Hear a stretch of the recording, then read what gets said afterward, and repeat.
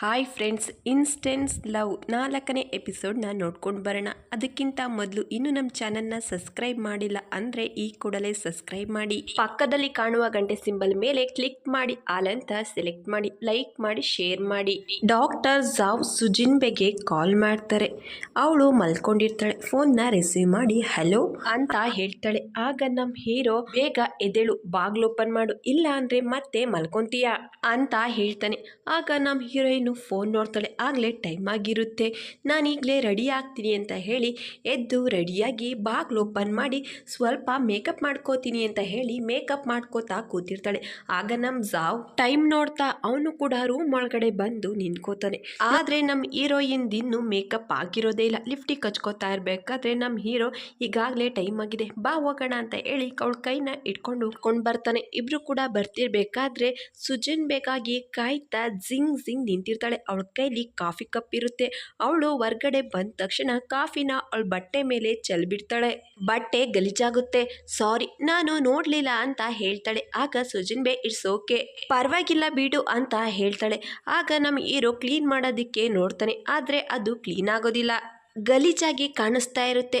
ಆಗ ನಮ್ಮ hero time ನೋಡ್ತಾನೆ. ಇನ್ನು ಸ್ವಲ್ಪ ಟೈಮ್ ಇರುತ್ತೆ, ಬಟ್ಟೆನ ಚೇಂಜ್ ಮಾಡಬೇಕು ಅಂತ ಹೇಳಿ ಇಬ್ರು ಕೂಡ ಅಲ್ಲಿಂದ ಹೋಗ್ತಾರೆ. ಅದೇ ಸಮಯಕ್ಕೆ ನಮ್ಮ ಜಾವ್ ಅಣ್ಣ ಕೂಡ ಅಲ್ಲಿಗೆ ಬರ್ತಾರೆ.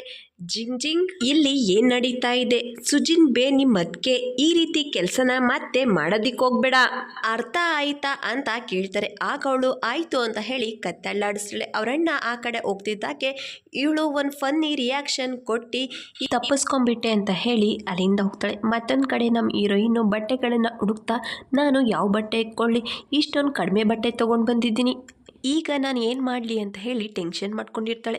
ಆಗ ನಮ್ಮ ಹೀರೋ ಒಂದು ನಿಮಿಷ ಇರು, ಬರ್ತೀನಿ ಅಂತ ಹೇಳಿ ಅಲ್ಲಿಂದ ಹೋಗ್ತಾನೆ.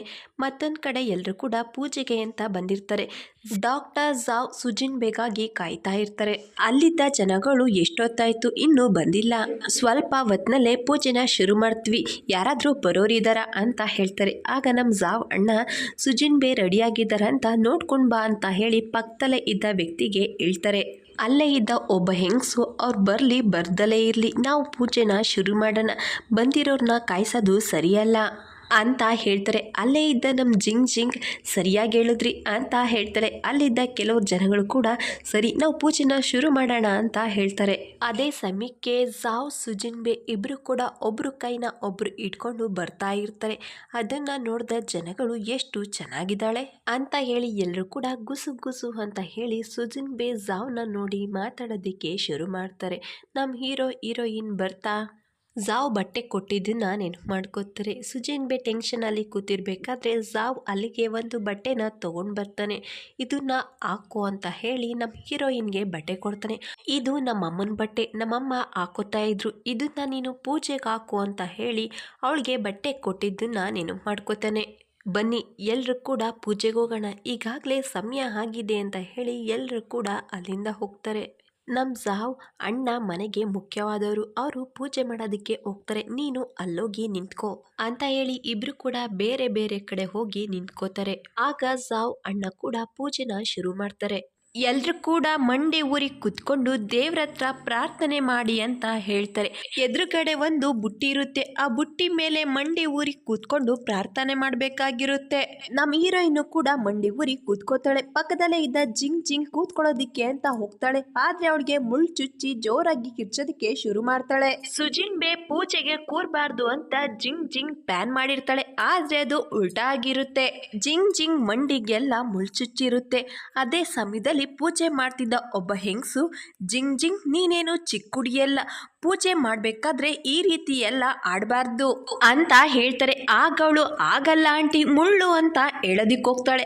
ಆಗ ಅವರಣ್ಣ ಜಿಂಗ್ ಜಿಂಗ್ ಮಾತಾಡಿದ್ದು ಸಾಕು, ಪೂಜೆ ಮಾಡ್ಬೇಕಾದ್ರೆ ಡಿಸ್ಟರ್ಬ್ ಮಾಡಬಾರ್ದು, ಮನೆಗೋಗಿ ಮಾತಾಡೋಣ, ಸುಮ್ಮನೆ ಕೂತ್ಕೋ ಅಂತ ಹೇಳಿ ಎಲ್ಲರೂ ಕೂಡ ದೇವ್ರಿಗೆ ತಲೆಬಾಗಿ ಪ್ರಾರ್ಥನೆ ಮಾಡ್ತಾರೆ. ಮತ್ತೊಂದು ಕಡೆ ಪೂಜೆ ಮುಗಿಸಿ ಮನೆಗೆ ಬಂದಿರ್ತಾರೆ. ಸುಜಿನ್ ಬೇ ಜಿಂಗ್ ಜಿಂಗ್ ರೂಮ್ಗೆ ಹೋಗಿರ್ತಾಳೆ. ಯಾಕೆ ಈ ರೀತಿ ಮಾಡಿದೆ ಅಂತ ಕೇಳ್ತಾಳೆ. ಆಗ ಅವಳು ನನ್ನ ಬ್ಯಾಡ್ ಲಕ್, ಈ ಸಾರಿ ನೀನು ಬಚಾವಾಗಿರ್ಬಹುದು, ಆದ್ರೆ ನೋಡ್ತಾ ಇರು ನನ್ನ ಕೈಲಿ ನೀನು ಸಿಕ್ಕಾಕೋತೀಯ ಅಂತ ಹೇಳ್ತಾಳೆ. ಆಗ ಸುಜಿನ್ ಬೇ ಅಂಥದ್ದು ನಾನೇನ್ ಮಾಡಿದೆ ನಿನಗೆ, ನನ್ನ ಮೇಲೆ ಯಾಕೆ ನೀನು ಕೋಪ, ನಿಜವಾಗ್ಲೂ ನನಗೆ ಗೊತ್ತಿಲ್ಲ, ನೀನೇ ಹೇಳು ಅಂತ ಕೇಳ್ತಾಳೆ. ಆಗ ಜಿಂಗ್ ಜಿಂಗ್, ನೀನು ಮಾಡಿರೋ ಕೆಲಸ ನಿನ್ಗೆ ಹೇಗ್ ನೆನ್ಪಿರುತ್ತೆ, ನೀನು ಜಿಯಾವಿನ ಪ್ರೀತಿಸ್ತಾ ಇದ್ದೀಯಾ ಅಂತ ಸುದ್ದಿಯಲ್ಲಿರ್ತೀಯ, ಆದ್ರೆ ನಮ್ಮ ಅಣ್ಣನ ಮದ್ವೆ ಆಗೋ ನಾಟಕ ಆಡ್ತಿದ್ಯಾ ಅಂತ ಹೇಳಿ ರೂಮಲ್ಲಿದ್ದ ಫೋಟೋನ ತೋರಿಸ್ತಾಳೆ. ಆಗ ನಮ್ಮ ಹೀರೋಯಿನ್ನು, ನೀನು ಜಿಯಾವೇ ಫ್ಯಾನ, ನೀನು ಅನ್ಕೊಂಡಾಗೆ ನಮ್ಮಿಬ್ರು ಮಧ್ಯ ಏನೂ ಇಲ್ಲ, ಅದು ಸುಳ್ಳು ಸುದ್ದಿ, ನಾನು ಸತ್ಯ ಹೇಳ್ತಾ ಇದ್ದೀನಿ ಅಂತ ಹೇಳ್ತಾಳೆ. ಆಗ ಜಿಂಗ್ ಜಿಂಗ್, ನಿನ್ ಮಾತನ್ನ ನಂಬೋದಿಕ್ಕೆ ನಾನೇನು ನಮ್ಮ ಅಣ್ಣನ ಥರ ದಡ್ಡಿ ಅಲ್ಲ ಅಂತ ಹೇಳ್ತಾಳೆ. ಅದೇ ಸಮಯಕ್ಕೆ ನಮ್ಮ ಹೀರೋ ಕೂಡ ಅಲ್ಲಿಗೆ ಬರ್ತಾನೆ. ಅವರಿಬ್ರು ಮಾತಾಡೋದನ್ನ ಕೇಳಿಸ್ಕೊಂಡು, ನಿಮ್ಮ ಅಣ್ಣ ದಡ್ಡನ ಯಾಕೆ ಅಂತ ಕೇಳ್ತಾನೆ. ಆಗ ಅವಳು ಅವನ ಫೋನಲ್ಲಿದ್ದ ಫೋಟೋಸ್ನ ತೋರಿಸಿ, ನೀನೇ ನೋಡು ಅಂತ ಹೇಳ್ತಾಳೆ. ಆಗ ನಮ್ಮ ಹೀರೋ, ನನ್ಗಿದ್ರ ಬಗ್ಗೆ ಗೊತ್ತು, ಇದೆಲ್ಲ ಹಳೆ ವಿಷಯ ಅಂತ ಹೇಳ್ತಾನೆ. ಆಗ ಅವಳು, ಇದು ಹಳೆ ವಿಷಯನೇ ಇರ್ಬೋದು, ಆದ್ರೆ ಇದು ಸತ್ಯ, ಬೇರೆಯವ್ರ ಜೊತೆ ಫ್ಲರ್ಟ್ ಮಾಡ್ತಾಳೆ, ಆದ್ರೂ ಕೂಡ ನಿನ್ಗೆ ಇದ್ರ ಬಗ್ಗೆ ಸ್ವಲ್ಪ ಕೂಡ ಚಿಂತೆ ಇಲ್ಲ ಅಂತ ಹೇಳ್ತಾಳೆ. ಆಗ ನಮ್ಮ ಹೀರೋ, ಹೌದು ನನಗೆ ಚಿಂತೆ ಇಲ್ಲ, ಯಾಕಂದ್ರೆ ಇವಳು ಯಾವುದೇ ತಪ್ಪನ್ನು ಕೂಡ ಮಾಡಿಲ್ಲ ಅಂತ ಹೇಳ್ತಾನೆ. ಆಗ ನಮ್ಮ ಹೀರೋಯಿನ್ ಹೀರೋ ಮುಖಾನ ನೋಡ್ತಿರ್ಬೇಕಾದ್ರೆ, ಜಿಂಗ್ ಜಿಂಗ್, ಇವಳ ಮೇಲೆ ನಿನಗೆ ಜಾಸ್ತಿ ನಂಬಿಕೆ ಇದೆ ಅಲ್ವಾ ಅಂತ ಹೇಳ್ತಾಳೆ. ಆಗ ನಮ್ಮ ಹೀರೋ ಹೌದು ಅಂತ ಹೇಳ್ತಾನೆ. ಆಗ ಜಿಂಗ್ ಜಿಂಗ್ಗೆ ಇನ್ನು ಕೋಪ ಬರುತ್ತೆ. ಸುಜಿನ್ ಬೇ, ನಮ್ಮ ಅಣ್ಣನ್ಗೆ ಏನ್ ಮೋಡಿ ಮಾಡಿದ್ಯಾ, ನಮ್ಮ ಅಣ್ಣ ನನ್ನನ್ನೇ ನಂಬ್ತಾ ಇಲ್ಲ, ನಾನು ಅವನ್ ತಂಗಿ ಅಂತ ಹೇಳಿ ಅಳೋದಕ್ಕೆ ಶುರು ಮಾಡ್ತಾಳೆ. ಆಗ ನಮ್ ಸಾವ್, ನಿಮ್ಮ ಅಣ್ಣ ಆದ್ರೆ ಏನಾಯ್ತು, ತುಂಬಾನೇ ಮಾತಾಡ್ತಿದ್ಯಾ ಅಂತ ಹೇಳ್ತಾನೆ. ಆಗ ಜಿಂಗ್ ಜಿಂಗ್, ನೀನು ನನ್ನ ಮೇಲೆ ಕೂಗಾಡ್ತಾ ಇದೀಯಾ, ನಾನು ಚಿಕ್ಕವಳಿದ್ದಾಗ್ಲಿಂದಲೂ ಒಂದ್ಸಾಲಿನೂ ಕೂಡ ನನ್ನ ಮೇಲೆ ಜೋರಾಗಿ ಮಾತಾಡಿರ್ಲಿಲ್ಲ, ಆದ್ರೆ ಈಗ ಇವಳಿಗಾಗಿ ನನ್ನ ಮೇಲೆ ಕೋಪ ಮಾಡ್ಕೊಂಡಿದೀಯಾ, ಐ ಹೇಟ್ ಯು ಅಂತ ಹೇಳಿ ಅಳ್ತಾ ಅಲ್ಲಿಂದ ಹೋಗ್ತಾಳೆ. ಇನ್ನೊಂದು ಕಡೆ ಕೌಸಿಟಂಗ್ ಜಿಯಾವೆ ಮಾತಾಡ್ತಾ ನಿಂತಿರ್ತಾರೆ. ಆಗ ಅವಳು, ಇವತ್ತು ಕೆಲಸ ಎಲ್ಲ ಬೇಕಾಗಿದೆ, ನಾವು ಡಿನ್ನರ್ಗೆ ಹೋಗೋಣವಾ ಅಂತ ಕೇಳ್ತಾಳೆ. ಆಗ ಅವನು, ನಾನು ಬೇಗ ಮನೆಗೆ ಹೋಗ್ಬೇಕು ನನ್ನ ಸೀಕ್ರೆಟ್ ಕೆರಿಯರ್ಗಾಗಿ ಅಂತ ಹೇಳ್ತಾನೆ. ಆಗ ಅವಳು, ನನಗೆ ಗೊತ್ತು ನೀನು ಮ್ಯೂಸಿಕ್ನ ತುಂಬ ಪ್ರೀತಿಸ್ತೀಯ ಅಲ್ವಾ ಅಂತ ಹೇಳ್ತಾಳೆ. ಆಗ ಅವನು, ನಾನು ಮನೆಗೆ ಹೋಗ್ಬೇಕು ಅಂತ ಹೇಳಿ ಅಲ್ಲಿಂದ ಹೋಗೋದಿಕ್ಕೆ ಅಂತ ಹೋಗ್ತಾನೆ. ಆಗ ಅವಳು, ಜಿಯಾವೆ ಅಂತ ಕೂಗಿ ಒಳ್ಳೆ ಮ್ಯೂಸಿಕ್ ಮಾಡು, ಮತ್ತೆ ಸಿಗೋಣ ಬಾಯ್ ಅಂತ ಹೇಳಿ ಅಲ್ಲಿಂದ ಹೋಗ್ತಾಳೆ. ಮತ್ತೊಂದು ಕಡೆ ಸುಜಿನ್ ಬೇ ಊದಿ ಜೊತೆ ಫೋನಲ್ಲಿ ಮಾತಾಡ್ತಾ ಇರ್ತಾಳೆ. ನನಗೆ ಇಲ್ಲಿ ಬೆಕ್ಕು ಕೂಡ ತುಂಬ ಇಷ್ಟ ಆಗಿದೆ, ಅದು ನನ್ನ ರೂಮ್ ಬಿಟ್ಟು ಹೋಗ್ತಾನೆ ಇಲ್ಲ, ಎಷ್ಟು ಚೆನ್ನಾಗಿದೆ ಗೊತ್ತಾ ಅಂತ ಹೇಳ್ತಾಳೆ. ಆಗ ಊದಿ, ಪೂಜೆ ಮುಗ್ದಿದ್ರೆ ಕೆಲಸದ ಬಗ್ಗೆ ಯೋಚನೆ ಮಾಡು ಅಂತ ಹೇಳ್ತಾಳೆ. ಆಗ ಅವಳು, ಏನು ಅರ್ಜೆಂಟು, ನಾನು ಎಷ್ಟೊಂದು ದೂರ ಬಂದಿದ್ದೀನಿ, ಸ್ವಲ್ಪ ರೆಸ್ಟ್ ಮಾಡೋದಕ್ಕೆ ಬಿಡು ಅಂತ ಹೇಳ್ತಾಳೆ.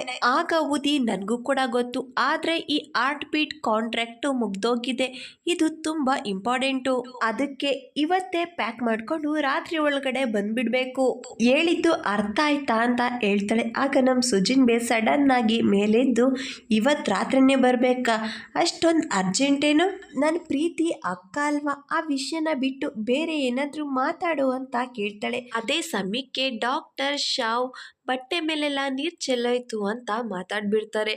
ಅದನ್ನ ನಮ್ಮ ಸುಜಿನ್ ಬೇ ಕೇಳಿಸ್ಕೊಂಡು, ಮನೇಲಿ ಯಾರಿದ್ದಾರೆ, ಗಂಡಸರು ವಾಯ್ಸ್ ಬಂತು ಅಂತ ಕೇಳ್ತಾಳೆ.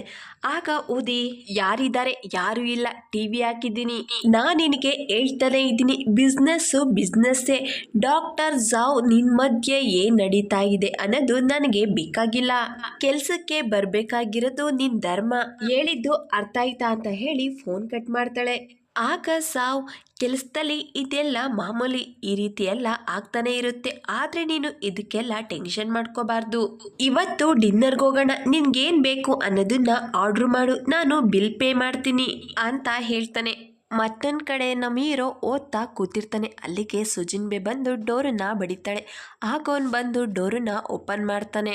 ನಮ್ಮ ಹೀರೋಯಿನ್ ಮನ್ಸಲ್ಲೇ ಏಕಾದ್ರೂ ಮಾಡಿ ಇವನನ್ನ ಅಟ್ರಾಕ್ಟ್ ಮಾಡಬೇಕು ಅಂತ ಹೇಳಿ ಮನ್ಸಲ್ಲೇ ಮಾತಾಡ್ತಾ, ನನ್ನ ಏರ್ ಡ್ರೈಯೇ ಹಾಳಾಗ್ಬಿಟ್ಟಿದೆ, ಅದನ್ನ ಸರಿ ಮಾಡಿಸಿಲ್ಲ, ನಾನೀಗ ಏನ್ ಮಾಡ್ಲಿ ಅಂತ ಕೇಳ್ತಾಳೆ. ಆಗ ಅವನು, ಹೊಸ ತರದಕ್ಕೆ ಹೇಳ್ತೀನಿ ಅಂತ ಹೇಳ್ತಾನೆ. ಆಗ ಅವಳು, ಅದು ಬೇಕಾಗಿಲ್ಲ, ನಿನ್ನ ಹೇರ್ ಡ್ರೈನೇ ಕೊಡಿ ಸಾಕು ಅಂತ ಹೇಳಿ ಎಲ್ಲಿ ನೀ ಏರ್ ಡ್ರೈ ಅಂತ ಹೇಳಿ ಅಲ್ಲಿಂದ ಹೋಗ್ತಾಳೆ. ಆಗ ನಮ್ಮ ಹೀರೋ ಕೂಡ ಅವಳಿಂದಲೇ ಹೋಗಿ ಅವನ್ ಏರ್ ಡ್ರೈನ ಕೊಡ್ತಾನೆ. ಥ್ಯಾಂಕ್ ಯು ಅಂತ ಹೇಳ್ತಾಳೆ. ಅದೇ ಸಮಯಕ್ಕೆ ನಮ್ಮ ಹೀರೋ ಅಣ್ಣ ಕೂಡ ಅಲ್ಲಿಗೆ ಬರ್ತಾನೆ. ಅವರಿಬ್ರು ಜೊತೆಲಿ ಇರೋದನ್ನ ನೋಡ್ತಾನೆ. ಆಗ ನಮ್ಮ ಹೀರೋ ಕೂಡ ಅವ್ರ ಅಣ್ಣನ ನೋಡಿ ಏನಾದ್ರೂ ಮಾತಾಡ್ಬೇಕಾಗಿತ್ತ ಅಂತ ಕೇಳ್ತಾನೆ. ಆಗ ಅವ್ರ ಅಣ್ಣ ಏನು ಇಲ್ಲ, ನಾನು ಆಮೇಲೆ ಬರ್ತೀನಿ ಅಂತ ಹೇಳಿ ಅಲ್ಲಿಂದ ಹೋಗ್ತಾರೆ.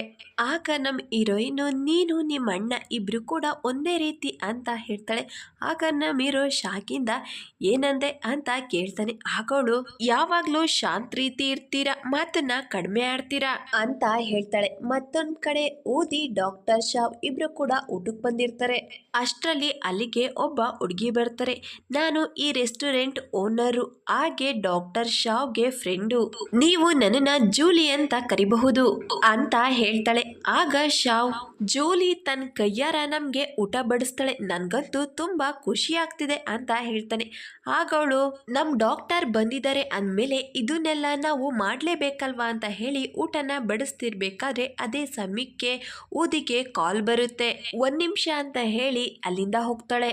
ಅವಳು ಫೋನಲ್ಲಿ ಮಾತಾಡ್ಕೊಂಡು ಬರೋಷ್ಟರಲ್ಲಿ ಡಾಕ್ಟರ್ ಶಾವ್ ಜೂಲಿ ಜೊತೆ ಮಾತಾಡ್ತಾ ಕೂತಿರ್ತಾನೆ. ಅವಳು ಅವನ ಹೆಗ್ಲು ಮೇಲೆ ಕೈ ಹಾಕೊಂಡಿರ್ತಾಳೆ.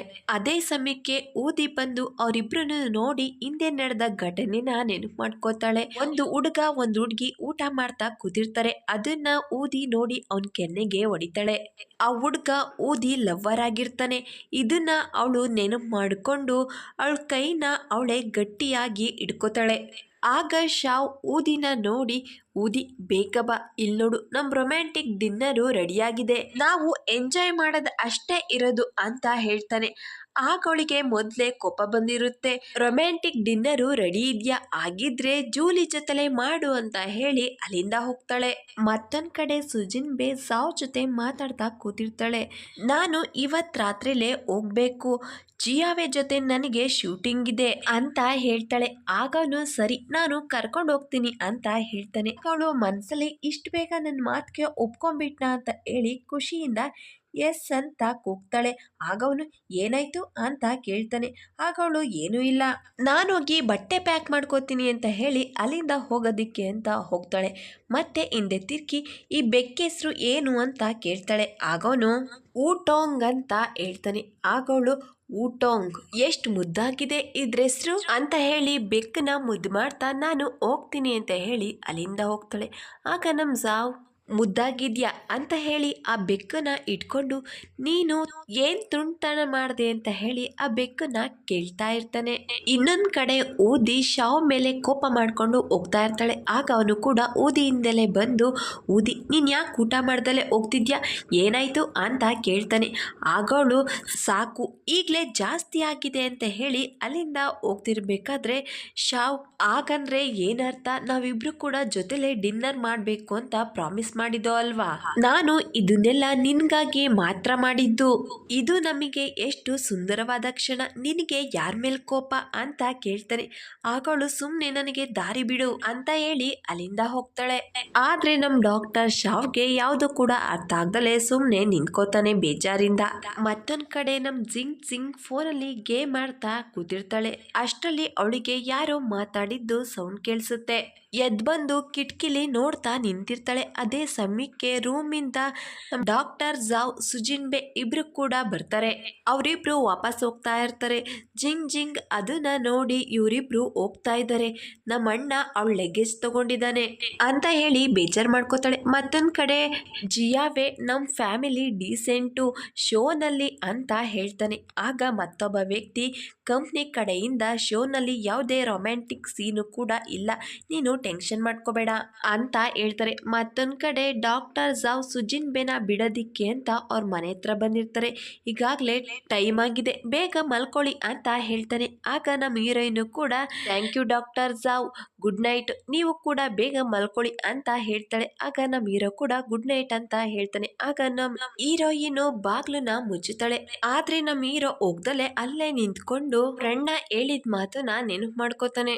ಅಮ್ಮ ಇದ್ದಿದ್ರೆ ಇದನ್ನ ಖುಷಿಯಿಂದ ಕೊಡ್ತಾ ಇದ್ರು, ಇದು ಅಮ್ಮ ಹಾಕೋತ ಇದ್ದಂತ ಓಲೆ ಇದನ್ನ ಸುಜಿನ್ ಬೇಕ್ ಕೊಡು. ಮೊದ್ಲು ಮದ್ವೆ ಆಗಿ ಸಂಸಾರ ಶುರು ಮಾಡು, ಆಮೇಲೆ ನಿನ್ ಕೆರಿಯರ್ ಕಡೆ ಗಮನ ಕೊಡು ಅಂತ ಹೇಳಿದ ಮಾತನ್ನ ನೆನಪು ಮಾಡ್ಕೋತಾನೆ.